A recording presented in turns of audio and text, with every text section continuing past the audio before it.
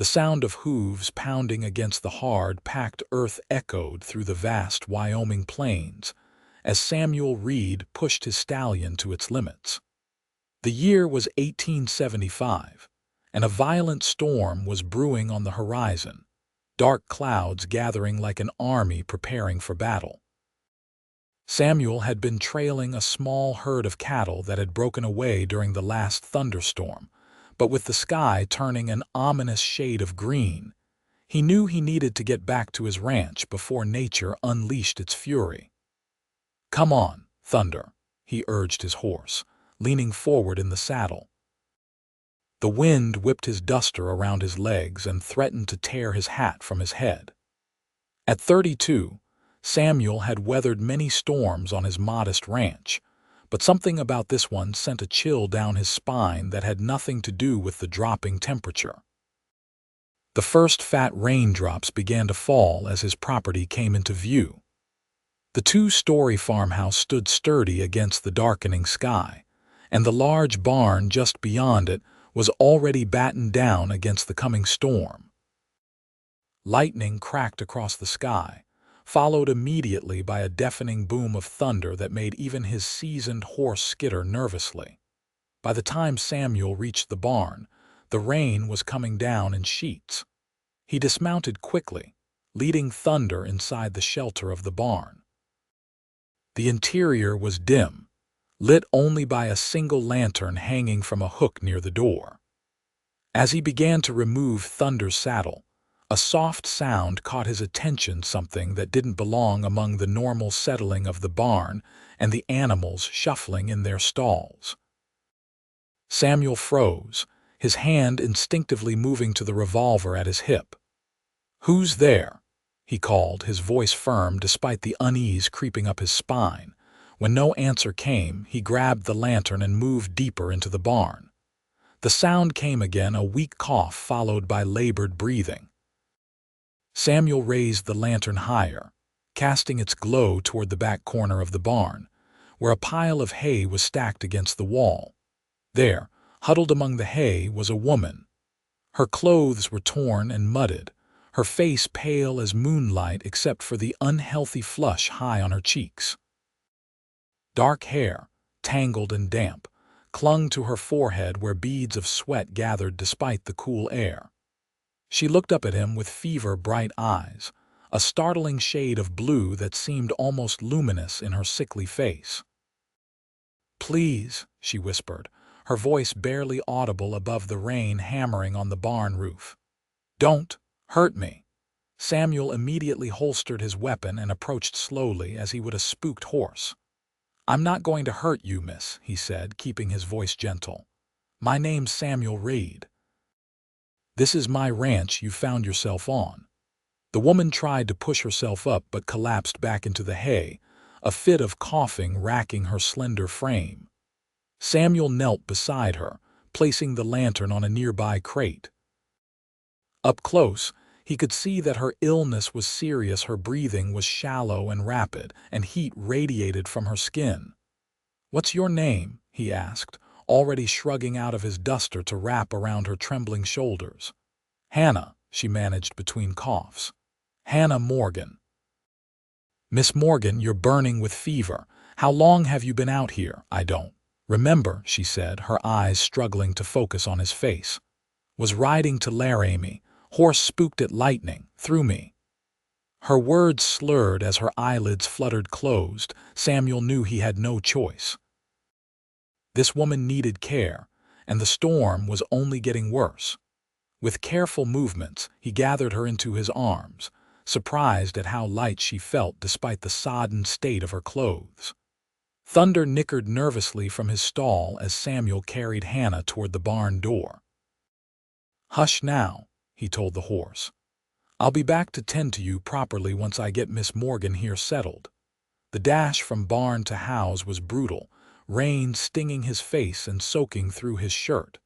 Hannah didn't stir in his arms, her head lolling against his shoulder. By the time he kicked open the door to his house, they were both drenched. Samuel's home was simple but comfortable. The main room served as both kitchen and living area, with a stone fireplace that currently held only cold ashes. A narrow staircase led to 2 bedrooms upstairs. He laid Hannah gently on the sofa near the fireplace, then quickly set about building a fire. His hands worked automatically, stacking kindling and logs, striking a match while his mind raced. It had been 5 years since a woman had been in his house, not since his wife Catherine had died in childbirth along with their infant son. The ranch had once been a lively place, with plans for children and dreams of expansion. Now it was just Samuel, a couple of ranch hands who lived in the bunkhouse, and his livestock. Once the fire was crackling, filling the room with warmth and light, Samuel took his first good look at his unexpected guest. Hannah Morgan was younger than he'd initially thought, perhaps in her mid-20s. Despite the illness that had claimed her color and strength, he could see she was beautiful, with delicate features and full lips that were now cracked from fever. Her clothes were inappropriate for the rugged territory, a fine traveling dress that suggested she wasn't from around these parts. The fabric, though now mudded and torn, was of good quality. Samuel hesitated, realizing what needed to be done. She couldn't stay in these wet clothes, but the impropriety of undressing an unconscious woman made him uncomfortable. Still, he reasoned, this was a matter of life and death, not propriety. He quickly retrieved one of his own clean shirts and a pair of woolen socks from his bedroom. Then, with as much respect as possible, he removed her boots and outer garments, leaving her in her chemise, which thankfully wasn't too damp. He pulled his large shirt over it for additional warmth and covered her with a quilt his mother had made. As he worked, Hannah stirred, her eyes opening briefly. "Where?" "You're safe, Miss Morgan," Samuel assured her. "You're at the Circle R Ranch about 15 miles east of Laramie. I found you sick in my barn. I need to get some medicine in you and bring that fever down." She nodded weakly before her eyes closed again. Samuel moved to the kitchen area, putting a kettle on the stove and retrieving a bottle of willow bark tincture from a cabinet. He'd learned basic medical care out of necessity. Doctors were scarce in these parts, and a rancher needed to know how to handle everything from broken bones to fevers. While the water heated, he returned to the barn to properly care for Thunder and check on the other animals. The storm continued to rage outside, but Samuel worked efficiently, his mind never straying far from the sick woman in his house. By the time he returned, soaked once more, Hannah's fever seemed to have risen. She tossed restlessly on the sofa, murmuring words he couldn't understand. Samuel prepared a cup of tea with the willow bark tincture and honey, then sat beside her on the edge of the sofa.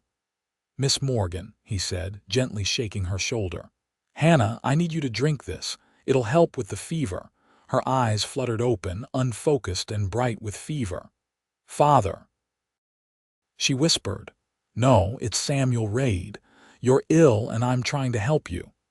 He slipped an arm behind her shoulders, raising her enough to bring the cup to her lips. "Try to drink this." Hannah complied, grimacing at the bitter taste despite the honey. After a few sips, she turned her face away. "That's good," Samuel encouraged. "A bit more if you can."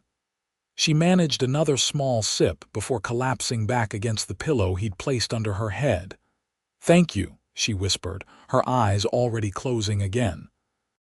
Samuel settled into the armchair across from the sofa, prepared for a long night. As the storm raged outside, he watched over Hannah Morgan, a woman who had literally blown into his life with the wind and rain, wondering what circumstances had brought her to his barn, and what he would do with her once the fever broke, if it broke. The night passed slowly, marked by the steady drumming of rain on the roof and Hannah's occasional restless movements. Every hour, Samuel coaxed more of the willow bark tea into her, wiped her brow with a cool cloth and adjusted her blankets. By dawn, His own eyes were gritty with exhaustion, but Hannah's fever seemed no better. As the first gray light of morning filtered through the windows, Samuel knew he needed help. Hannah's breathing had become more labored, and the flush on her cheeks had deepened to an alarming red. He quickly prepared for a ride into town, pulling on his still damp duster and hat. Before leaving, he wrote a note explaining where he'd gone and left it on the table beside Hannah, in case she woke while he was away. He wasn't sure she'd be lucid enough to read it, but it seemed the decent thing to do. The ride to Laramie was grueling.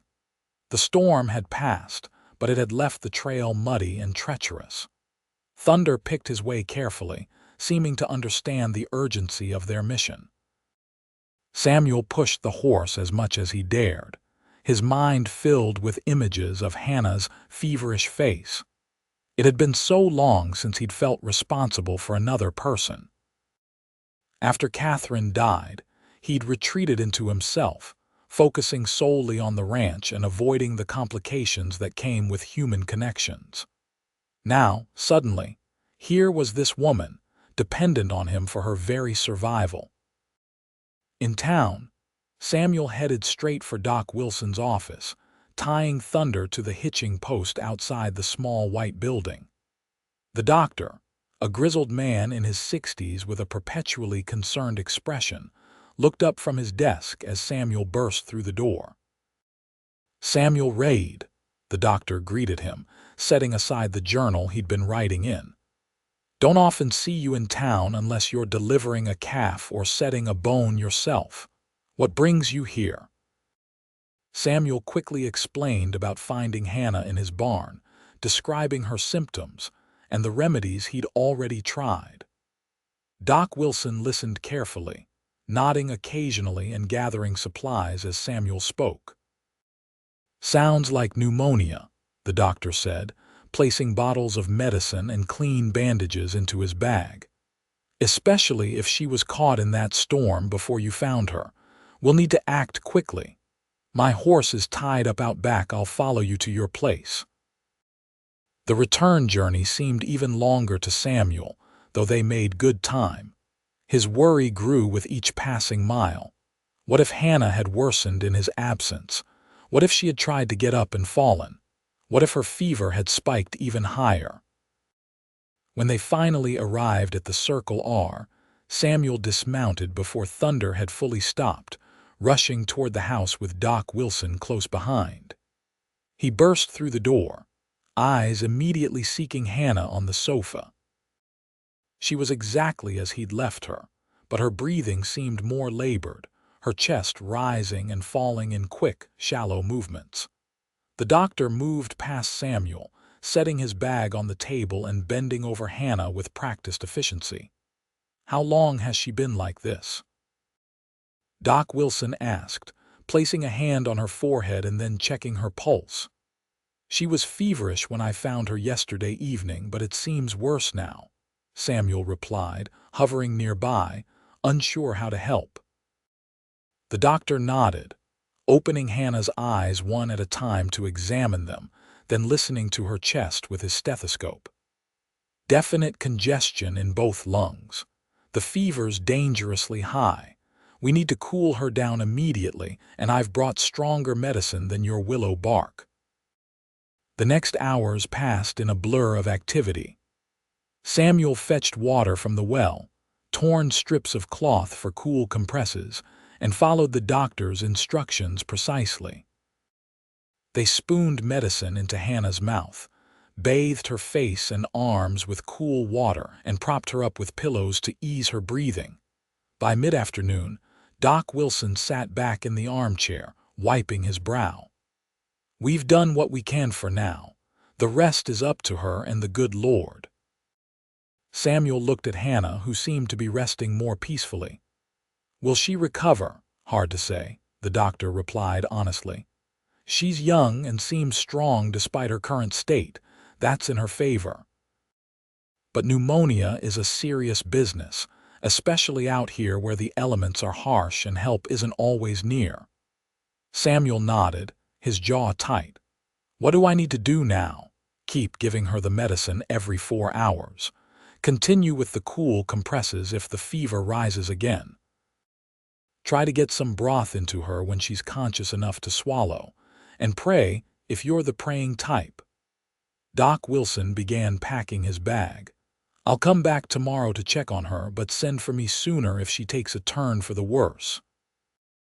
After the doctor left, Samuel sat beside Hannah, watching the slow rise and fall of her chest. Her face was still flushed with fever, but her breathing seemed less labored now. "Who are you, Hannah Morgan?" he whispered, more to himself than to her. "And what were you doing riding alone in these parts?" As if in response, Hannah's eyelids fluttered, and she turned her head slightly toward the sound of his voice. Samuel leaned forward, but her eyes didn't open. Instead, she murmured something indistinct and then fell silent again. The rest of the day passed quietly. Samuel tended to Hannah, prepared simple meals for himself, and made brief trips to the barn to care for the animals. His ranch hands, Jim and Lyle, returned from their journey to the northern pasture and were surprised to find their boss playing nurse to a strange woman. Samuel gave them a brief explanation and assigned them extra duties while he focused on Hannah's care. That night, Samuel made up a bed on the floor near the sofa, unwilling to move Hannah upstairs or leave her alone. He fell into an exhausted sleep, waking frequently to check on her and administer medicine as instructed. Sometime in the deepest part of the night, Samuel was startled awake by the sound of Hannah's voice. "Water," she croaked, her eyes open and clearer than they had been since he found her. Samuel scrambled to his feet, retrieving a cup of water from the kitchen. He supported her head as she drank greedily. "Easy now," he cautioned. "Not too much at once." Hannah's eyes focused on his face, confusion evident in their blue depths. "You're not the man from the barn," she said, her voice weak but coherent. "I am, actually," Samuel replied with a small smile.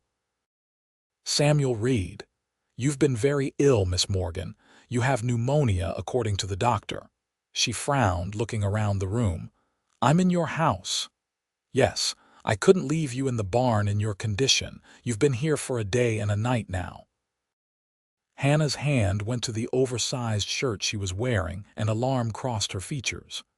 "Your clothes were wet and muddy," Samuel explained quickly, feeling heat rise in his cheeks.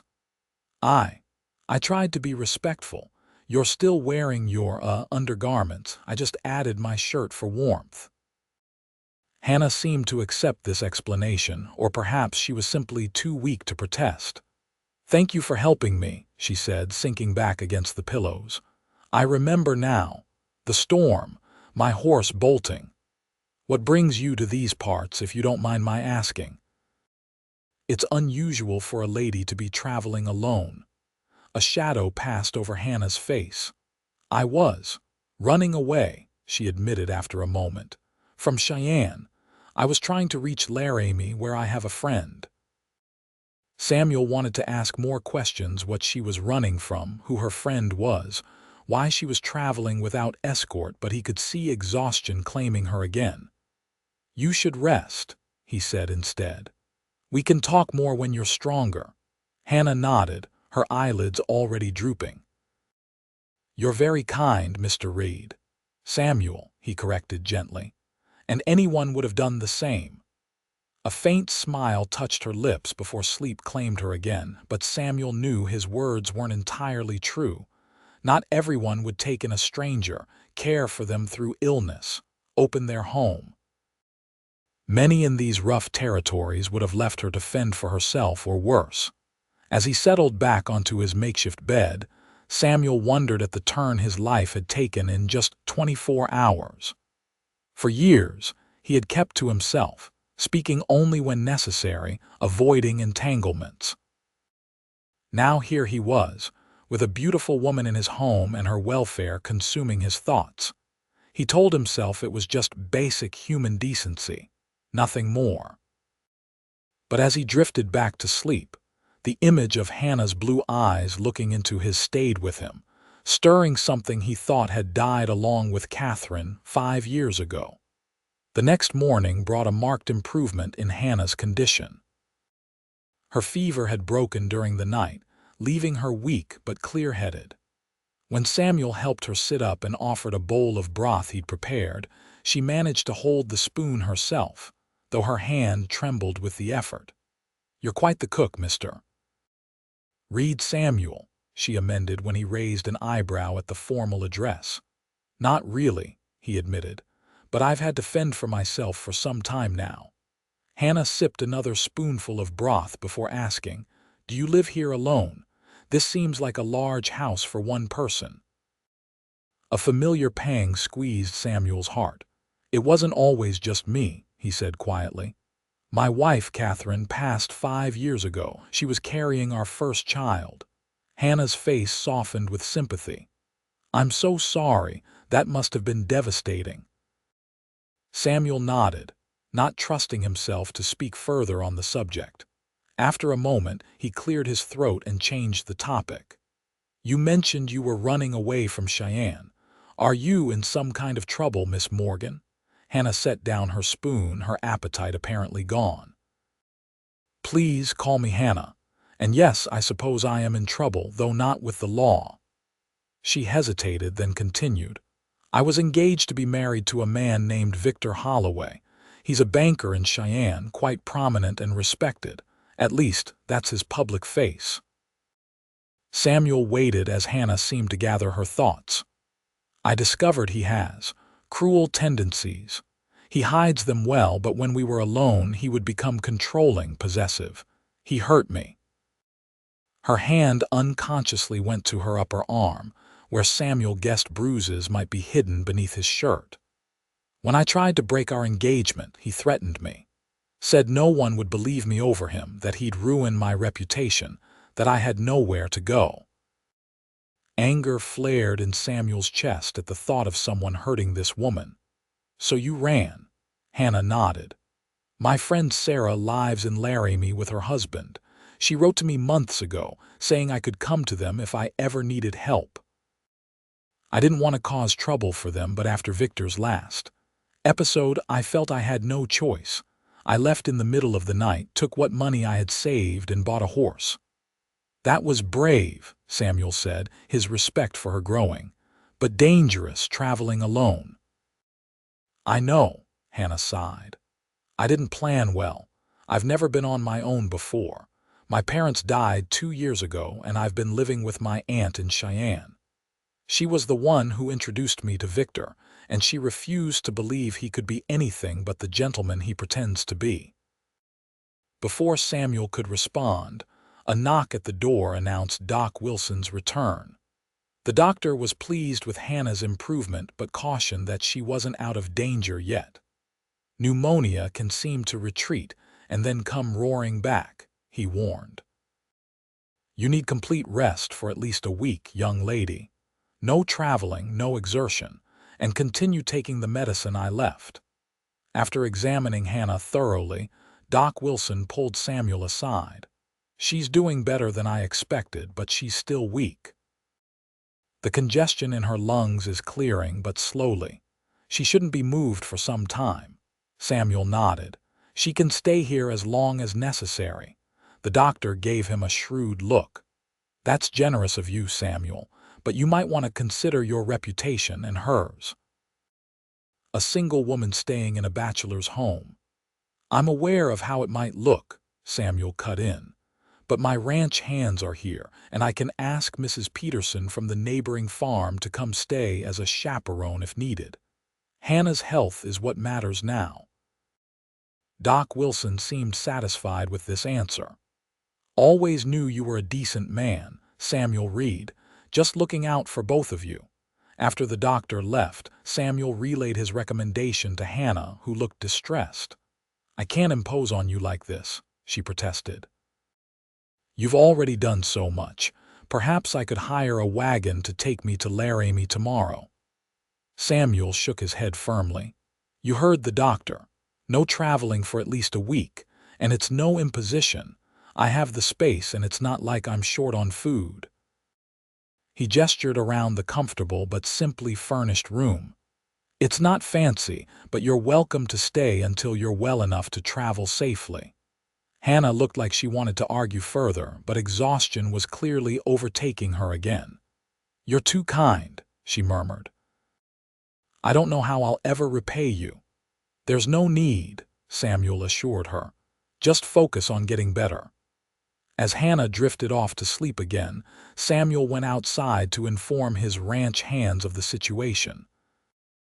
Jim and Lyle were good men who had worked for him for 3 years, and he trusted them completely.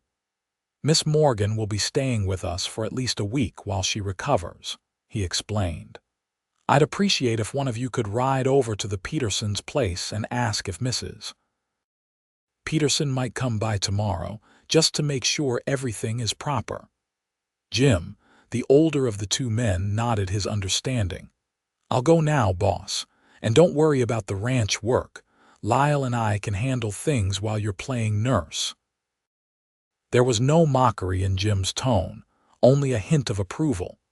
Samuel knew his men respected him, and they'd stand by him in this situation.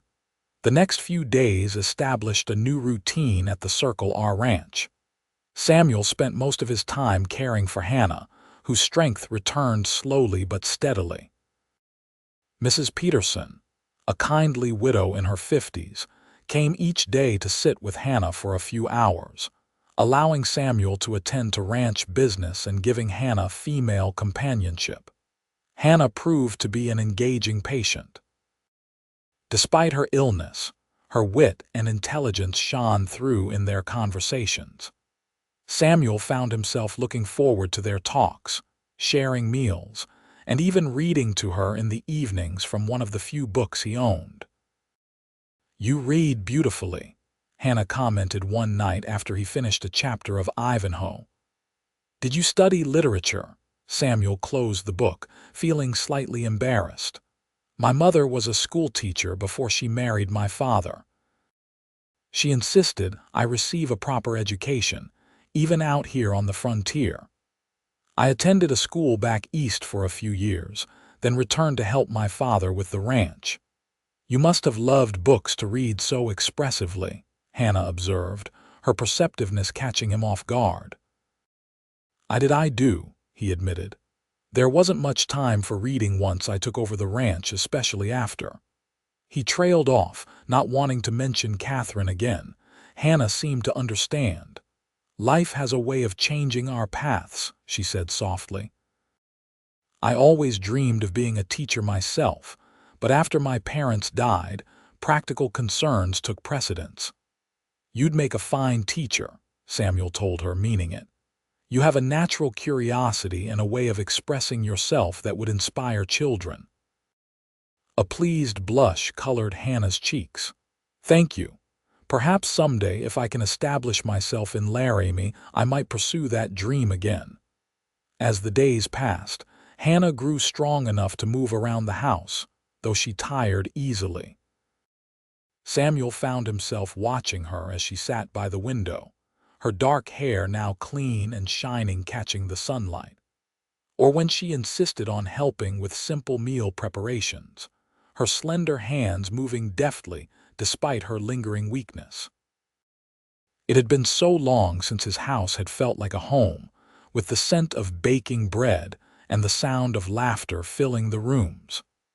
Hannah had a way of bringing light into spaces that had been dark for years. By the end of the week, Samuel realized with a start that he was dreading the day Hannah would be well enough to leave. The thought of returning to his solitary existence after these days of companionship filled him with a hollowness he hadn't expected. On the 8th day of Hannah's stay, Doc Wilson declared her well enough to travel, though he advised waiting another few days just to be certain. "The congestion is nearly gone," he told them both. "But you're still not at full strength, Miss Morgan. Take it easy for at least another week, even after you reach your destination." When the doctor had gone, Hannah turned to Samuel with a mixture of gratitude and regret in her eyes. "I should write to my friend Sarah in Laramie, let her know I'm coming."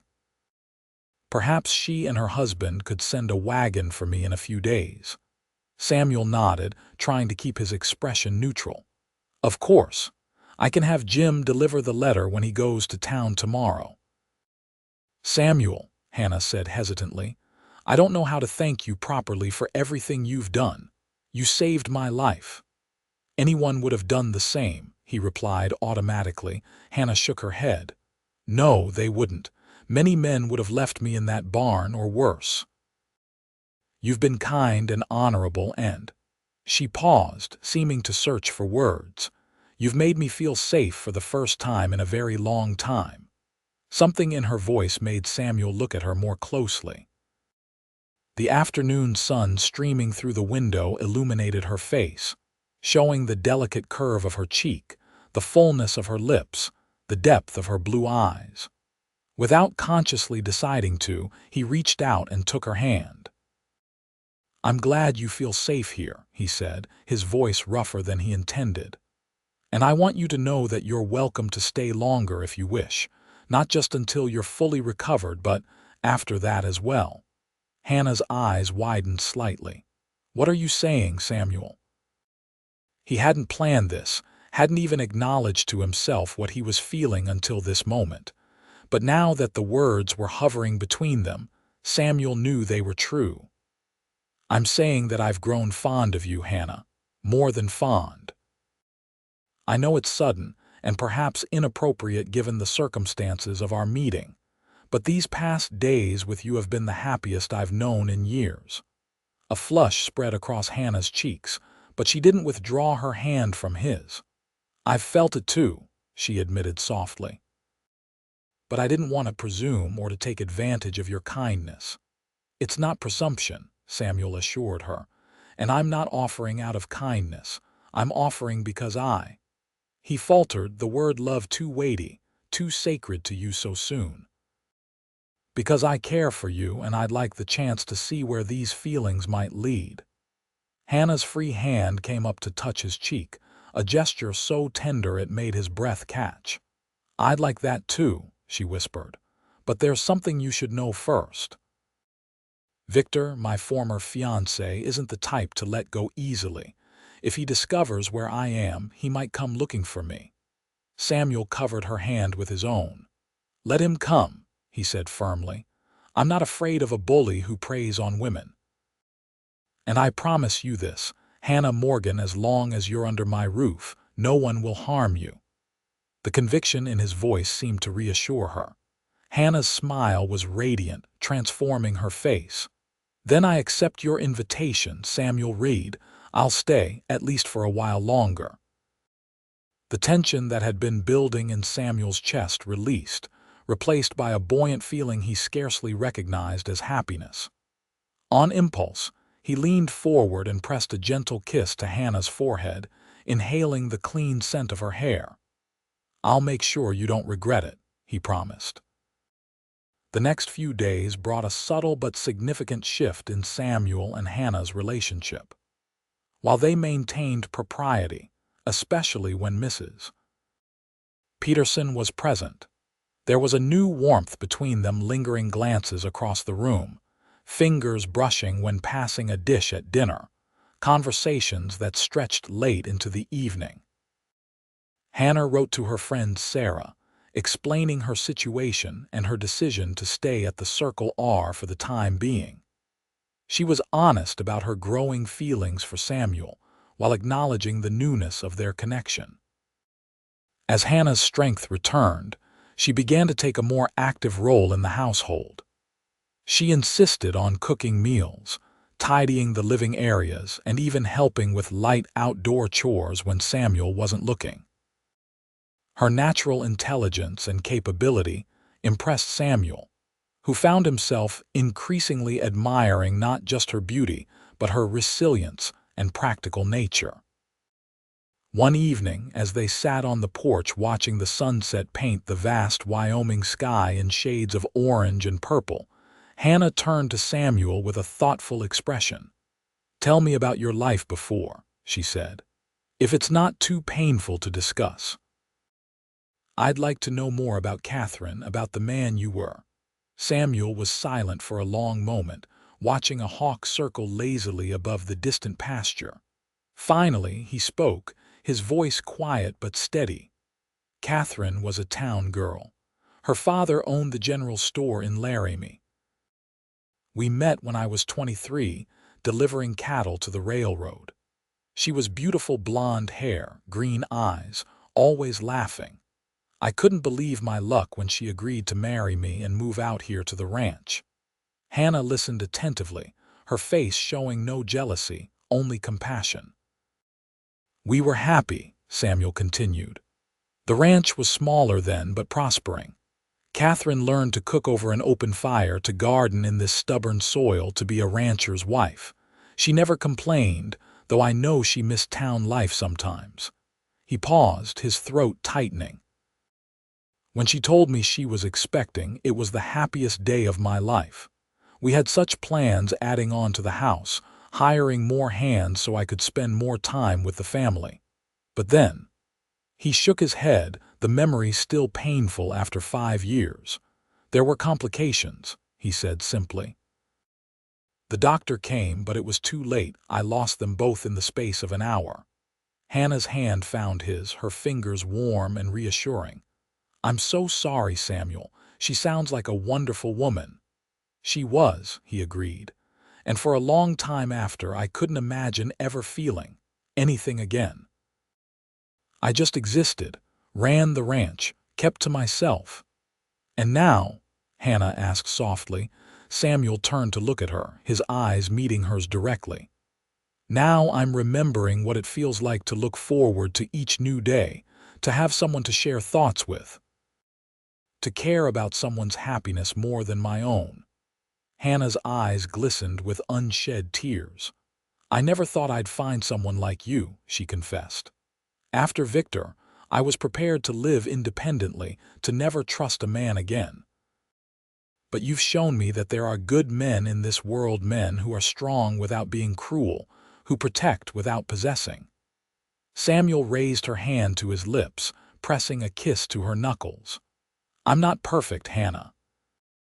I can be stubborn, and I've spent so long alone that I'm out of practice with considering another person's needs. But I promise you this, I will never intentionally hurt you, and I will always respect your choices. That's all anyone can ask for, Hannah replied, leaning her head against his shoulder as the last rays of sunlight disappeared behind the mountains. 2 weeks after Hannah's arrival at the Circle R, life had settled into a comfortable routine. Hannah was fully recovered from her illness, helping Samuel with the daily tasks of running the ranch house while he attended to his livestock and land. Mrs. Peterson still visited occasionally, but more as a friend than a chaperone now. Samuel was in the barn one afternoon repairing a broken harness when Jim rode in at a gallop, his expression grim. "Boss," he called, dismounting quickly. "Trouble coming. There's a fancy carriage headed this way from town with a couple of rough-looking riders alongside." Asked directions to the Circle R at the Petersons' place. Samuel's stomach clenched. Did they say who they were? No, but Mrs. Peterson said the man in the carriage was dressed like a city banker, not a rancher, and he was asking specifically about a dark-haired woman, Victor Holloway. It had to be. Samuel set aside the harness and stood, his mind racing. How far out are they? Maybe 15 minutes behind me. I took the shortcut through the creek bed. Samuel nodded. Thanks, Jim. Go warn Lyle, then both of you stay close to the house, but out of sight unless I call for you. As Jim hurried away, Samuel strode toward the house, his heart pounding with a mixture of anger and protective instinct. Hannah was in the kitchen, humming as she kneaded bread dough. The sight of her flour on her cheek, hair tied back with a ribbon, utterly at home in his kitchen, strengthened his resolve. "Hannah," he said, his tone causing her to look up in alarm, "we have visitors coming. I believe it might be Victor." The color drained from Hannah's face. How? How did he find me? I don't know, Samuel replied, but he's about 15 minutes away. We need to decide what to do. Hannah wiped her hands on her apron, her movements jerky with sudden tension. I won't go with him, she said firmly, no matter what he says or threatens. You won't have to, Samuel assured her. This is your home now if you want it to be. You're under my protection. Hannah crossed the room to him, placing her hands on his chest. Samuel, you don't know Victor. He's dangerous when he doesn't get his way. He has connections, influence. So do I, Samuel replied, covering her hands with his own. I may not be wealthy or politically connected, but I've earned the respect of people in these parts. Victor Holloway has no authority here. Hannah seemed about to say more when the sound of approaching horses reached them. Samuel moved to the window, watching as an elegant black carriage pulled by two matching gray horses came into view. Flanking it were two men on horseback, rough-looking characters with the hard eyes of hired guns. Stay inside, Samuel told Hannah. Let me handle this. Before she could protest, he strode out onto the porch, standing tall as the carriage pulled up in front of the house. The door opened, and a man stepped out tall, expensively dressed, with cold eyes and a mouth set in a thin line of displeasure. Mr. Reed, I presume.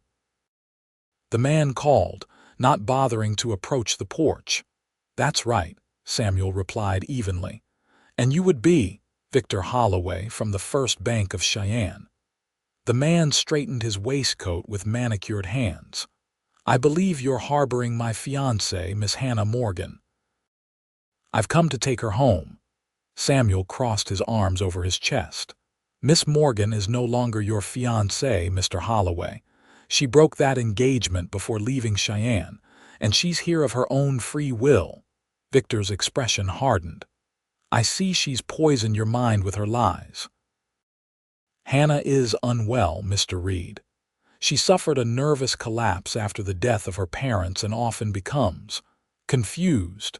Her aunt and I have been terribly worried. She seems perfectly clear-minded to me, Samuel countered. And the only illness she's suffered recently was pneumonia, which she contracted after being caught in a storm while fleeing from you. Victor's facade of concern slipped, revealing a flash of anger. This is absurd. Hannah is my fiancée, and I demand to see her immediately. She doesn't wish to see you, Samuel said firmly. And I respect her wishes. I suggest you turn that fancy carriage around and head back to Cheyenne. Victor's eyes narrowed. Do you know who I am, Mr. Reed? I could buy this pathetic excuse for a ranch 10 times over. I have friends in the territorial government. One word from me and your water rights could be contested, your grazing permits revoked. Samuel didn't flinch. Threats don't work out here, Holloway. We settle things differently in Wyoming. Is that right? Victor snapped his fingers and his two companions dismounted, hands hovering near their holstered guns. Then perhaps we should settle this the frontier way. Before the situation could escalate further, the front door opened, and Hannah stepped onto the porch. She stood tall beside Samuel, though he could feel her trembling slightly. That's enough, Victor, she said, her voice stronger than Samuel had expected. I won't let you threaten this man or his livelihood because of me. Victor's expression changed instantly, a smile spreading across his face that didn't reach his eyes. Hannah, my dear, you've had us all so worried. Your aunt is beside herself. I'm sure she is, Hannah replied coolly, but I'm not returning to Cheyenne with you. Our engagement is over. It has been since the night you struck me for speaking to another man at the town social. Victor's smile faltered. You're being hysterical, darling. That was merely a misunderstanding. Was it also a misunderstanding when you locked me in my room for 2 days? Hannah challenged. Or when you told me no one else would ever want me? Or when you threatened to ruin my reputation if I tried to leave you? Samuel felt a surge of pride at Hannah's courage, even as his anger toward Victor grew. Victor's face darkened. You ungrateful little, he cut himself off, visibly struggling to regain his composure. Come now, Hannah. This has gone on long enough. Get in the carriage. She's not going anywhere with you, Samuel stated, moving slightly in front of Hannah. Victor laughed, a cold sound devoid of humor. And who's going to stop me? You and what army rancher? As if on cue, Jim and Lyle appeared from around the side of the house, rifles in hand. At the same time, Mrs. Peterson's wagon came into view on the road, her husband driving with his shotgun across his lap. Word had spread quickly, and the community was rallying around one of their own. Victor took in the changing situation, his confidence visibly wavering. This is how we do things out here, Holloway, Samuel said quietly. Neighbors stand together. For a tense moment, no one moved. Then Victor straightened his jacket, his expression settling into a mask of disdain. Keep her then, he sneered. A woman who would run away and throw herself at the first man who showed her kindness. You deserve each other. Samuel felt Hannah stiffen beside him and placed a steadying hand at the small of her back. Miss Morgan is a lady of quality and courage, he said, his voice hard. The only one showing poor character here is you. Now get off my land before I have my men escort you off. Victor hesitated, looking from Samuel to the armed men surrounding him, then to his own hired guns, who were clearly assessing the unfavorable odds. With a curt nod to his driver, he turned and climbed back into his carriage without another word. As the carriage pulled away, followed by the two hired guns, Hannah sagged against Samuel's side. He wrapped an arm around her waist, supporting her. It's over, he murmured. He's gone. Hannah looked up at him, her eyes bright with unshed tears. Thank you for standing by me, for believing me. Samuel brushed a strand of hair from her face. Always. The Petersons and Samuel's ranch hands approached the house, concern evident in their expressions. Everything all right, Samuel? Mr. Peterson called. Yes, thanks to all of you, Samuel replied. I can't tell you how much I appreciate you coming. Mrs. Peterson beamed at them. That's what neighbors are for. And besides, she added with a knowing smile, we've all grown quite fond of Miss Morgan.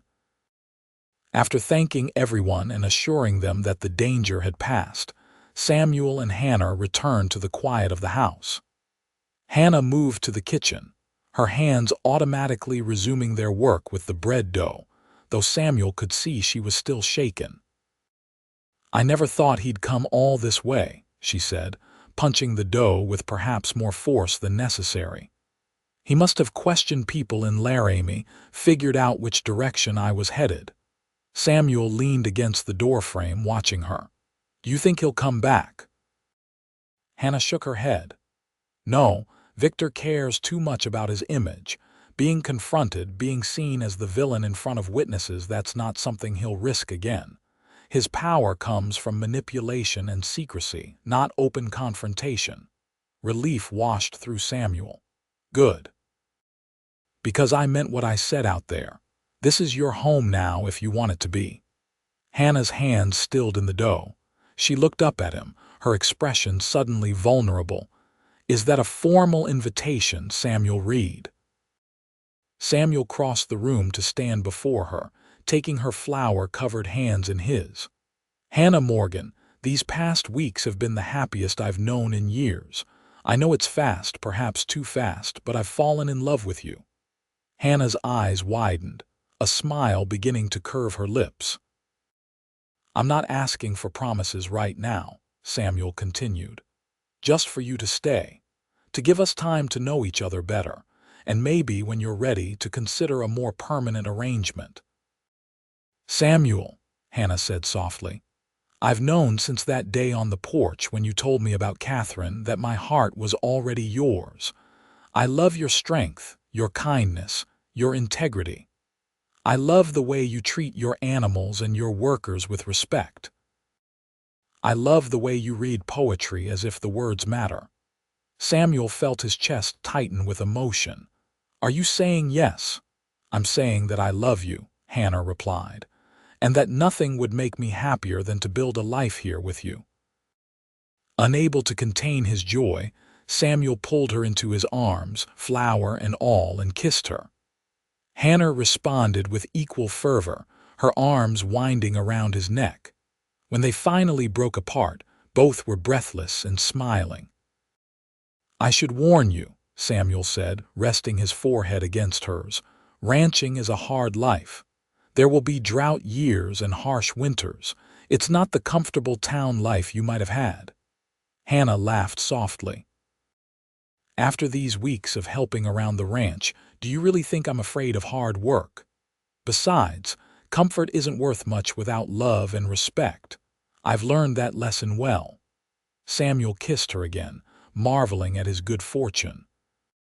From the depths of loneliness, he had found his way back to love, all because a storm had driven a sick woman to seek shelter in his barn. The summer passed in a blur of happiness for Samuel and Hannah. True to her word, Hannah threw herself into ranch life with enthusiasm and determination. She learned to ride better, to help with calving, to manage the household accounts. Samuel found her to be not just a companion but a true partner, her quick mind and practical nature complementing his experience and strength. They were married in August, in a simple ceremony on the front porch of the ranch house. The entire community turned out to celebrate the Petersons, neighboring ranchers, townsfolk from Laramie, who had come to know and respect Samuel over the years. Even Doc Wilson shed a tear or two as he watched the couple exchange vows. Hannah wore a dress of pale blue that matched her eyes, with wildflowers in her dark hair. Samuel, uncomfortable in his best suit, couldn't take his eyes off her as she walked toward him on Mr. Peterson's arm. "Never thought I'd see the day," Jim murmured to Lyle as they watched their boss fumble through his vows, his voice thick with emotion. Boss was like a stone for so long after his first wife died. Miss Hannah brought him back to life. As the minister pronounced them husband and wife, Samuel gathered Hannah into his arms, kissing her with a tenderness that belied his rugged exterior. The gathered crowd cheered, and for once, Samuel didn't mind being the center of attention. The celebration lasted well into the evening, with music and dancing, food and laughter filling the ranch yard. When the last guests had departed, Samuel carried Hannah across the threshold of their home, now truly theirs together. "Welcome home, Mrs. Reed," he said, setting her gently on her feet in the living room. Hannah's eyes shone with happiness as she looked around the familiar space, now decorated with fresh curtains she had sewn and wildflowers in jars on every surface. "It already feels like home," she told him. "It has since that first week you cared for me." Samuel drew her into his arms, still marveling that this remarkable woman had chosen to share his life. "I found you sick in my barn," he murmured against her hair, "and somehow ended up giving you my heart." "A fair trade," Hannah replied with a smile, "since you have mine as well." As autumn painted the Wyoming landscape in golds and reds, the Circle R Ranch thrived under the care of its newly expanded family. Samuel and Hannah settled into married life with an ease that surprised them both. Their different backgrounds and experiences seemed to complement rather than conflict, creating a partnership stronger than either had imagined possible.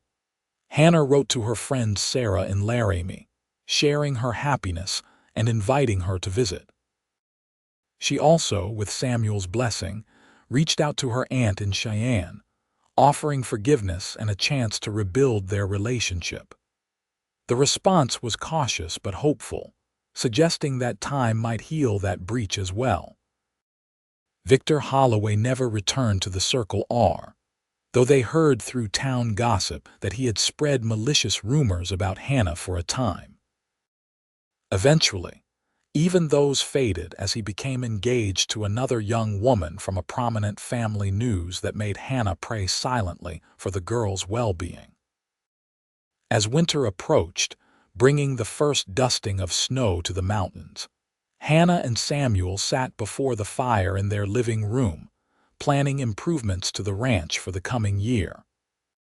"If we expand the north pasture," Samuel was saying, tracing lines on a rough map he'd drawn, "we could increase the herd by at least 30 head next spring." Hannah nodded, making notes in the ledger she kept. Her organizational skills had already improved the ranch's profitability, allowing them to hire a third hand to help with the increased workload. "And what about the house?" she asked. "If we're going to expand, we should consider adding that second bedroom we talked about." Samuel looked up from the map, a question in his eyes. "Is there a particular reason we might need that second bedroom sooner rather than later?" Hannah's cheeks flushed, but her smile was radiant. "I wasn't going to say anything yet, not until I was certain, but yes. By next summer, the Circle R will have a new, very small resident." For a moment, Samuel sat frozen, memories of Catherine and their lost child washing over him. But then joy broke through the old grief, bright and powerful. He moved to kneel beside Hannah's chair, placing a gentle hand on her still flat stomach. "A baby," he whispered, his voice thick with emotion. "Our baby." Hannah covered his hand with hers. "Are you happy?" "Happy doesn't begin to describe it," Samuel replied, gathering her into his arms. "Terrified, overwhelmed, ecstatic, all of those at once." "I feel the same way," Hannah admitted, "but we'll face it together, whatever comes." Samuel nodded, pressing a kiss to her forehead. "Together, just like everything else." That night, as they lay in bed listening to the wind whistling around the eaves, Samuel held Hannah close, his hand protectively covering the place where their child grew. The darkness that had consumed him after Catherine's death seemed like a distant memory now, replaced by a future bright with promise. "I never thought I could be this happy again," he murmured against Hannah's hair. "Never thought I'd have a second chance at love, at family." Hannah turned in his arms to face him, her expression serious in the dim light. "Life gives us second chances when we least expect them, Samuel, like a storm that drives a sick woman to seek shelter in a stranger's barn." "Not the most romantic beginning," Samuel acknowledged with a smile. "But the perfect beginning for us," Hannah replied, nestling closer. "I wouldn't change a single moment of it." As spring returned to Wyoming, bringing new calves to the pastures and wildflowers to the prairie, Hannah's condition became increasingly evident. Her slender frame now carried a noticeable roundness that Samuel found both beautiful and terrifying. The memory of Catherine's death still haunted him, though he tried to hide his fears from Hannah. But Hannah, with her perceptive nature, sensed his concern. One evening, as they sat on the porch watching the sunset, she took his hand and placed it on her swollen belly where their child kicked vigorously. "Feel that strength," she said softly. "This baby is a fighter, Samuel, and so am I." Samuel met her eyes, his own damp with emotion. "I can't lose you," he admitted. "Either of you. You won't," Hannah replied with a confidence he wished he could share. "Doc Wilson says I'm healthy as a horse and the pregnancy is progressing perfectly, and unlike before, we have him nearby. We won't be alone when the time comes." Samuel nodded, trying to let her certainty ease his fears. "Promise me you'll tell me if anything feels wrong, anything at all." "I promise," Hannah agreed, leaning against his shoulder, "but nothing will go wrong. This baby is going to join our family in July, and then the Circle R will be complete." As Hannah's due date approached, Samuel made preparations with almost obsessive thoroughness. He arranged for Mrs. Peterson to stay at the ranch during the final weeks, ensured Doc Wilson knew to come at the first sign of labor, and even hired a young woman from town to help with household chores so Hannah could rest. Hannah accepted his precautions with loving patience, understanding the fear that drove them. but she remained resolutely optimistic, preparing a nursery in the newly built addition to their house, and sewing tiny garments with steady hands. July arrived with blazing heat that made Hannah uncomfortable, but didn't dampen her spirits. She spent the hottest parts of the day in the coolest part of the house, her feet elevated as Doc Wilson had recommended, but insisted on continuing to oversee the household and even venture out in the cooler evenings to enjoy the summer air. It was during one such evening stroll around the yard, Samuel's arm supporting her, that Hannah suddenly stopped, her hand going to her rounded belly. "Samuel," she said, her voice calm but serious, "I think it's time to send for Doc Wilson." The next hours were both the longest and shortest of Samuel's life. Mrs. Peterson took charge of the household, sending Jim racing to town for the doctor while she prepared the bedroom and heated water. Samuel stayed by Hannah's side, holding her hand through the increasingly intense contractions, wiping her brow and murmuring encouragement. Hannah bore the pain with remarkable strength, but as the hours wore on, Samuel could see her exhaustion mounting. When Doc Wilson finally arrived, his examination of Hannah brought a concerned frown to his weathered face. "The baby's positioned a bit awkwardly," he told them. "Nothing we can't handle, but it's making things harder than they need to be." Fresh fear gripped Samuel's heart, but Hannah squeezed his hand. "We'll be fine," she insisted, though her voice was weak with effort. "Both of us." The labor continued through the night, each hour seeming to drain more of Hannah's strength. Samuel never left her side, even when Doc Wilson suggested he might want to wait outside. "I'm staying," he said firmly, meeting Hannah's grateful gaze. "We face this together, remember." Dawn was breaking when Hannah's ordeal finally neared its end. With a strength that seemed superhuman, she gave one final push, and their child slipped into the world with a lusty cry that filled the room. "A girl," Doc Wilson announced, his tired face breaking into a smile as he quickly cleaned and wrapped the infant. "A beautiful, healthy girl." He placed the tiny bundle in Hannah's arms, and Samuel felt his heart expand with a love so powerful it took his breath away. Their daughter was perfect, red-faced and squalling, with a shock of dark hair like her mother's. "She's magnificent," Samuel whispered, touching the baby's cheek with a gentle finger. "Just like her mother." Hannah looked up at him, exhausted but radiant. "We did it, Samuel. She's here and she's perfect." The fear that had gripped Samuel for months finally released its hold, replaced by overwhelming gratitude. Hannah had survived. Their daughter was healthy. The family he had thought forever lost to him had been reborn in a new and beautiful form. "What shall we call her?" Hannah asked, cradling their daughter close. Samuel thought for a moment, then smiled. "How about Sarah Catherine Reed? For your friend who would have helped you if you'd reached her, and for the woman who loved this ranch before you." Tears filled Hannah's eyes. "It's perfect," she agreed. "Welcome to the world, Sarah Catherine." As Doc Wilson and Mrs. Peterson quietly left the room to give the new family privacy, Samuel sat on the edge of the bed, one arm around Hannah and one hand gently supporting their daughter's head. The morning sun streamed through the window, bathing them in golden light. "I never thought I could be this happy," Samuel said, his voice rough with emotion. "When I found you in that barn last year, sick and afraid, I had no idea you would change my life so completely." Hannah leaned against him, their daughter nestled between them. "We saved each other," she said simply, "and now we have a whole lifetime ahead of us." "A lifetime that started with a storm," Samuel mused, "and has brought more joy than I ever imagined possible." As little Sarah Catherine Reed slept peacefully in her mother's arms, Samuel silently thanked whatever twist of fate had brought Hannah Morgan to his barn on that stormy night. From the depths of loneliness and grief, He had found his way back to love, to family, to a future bright with promise.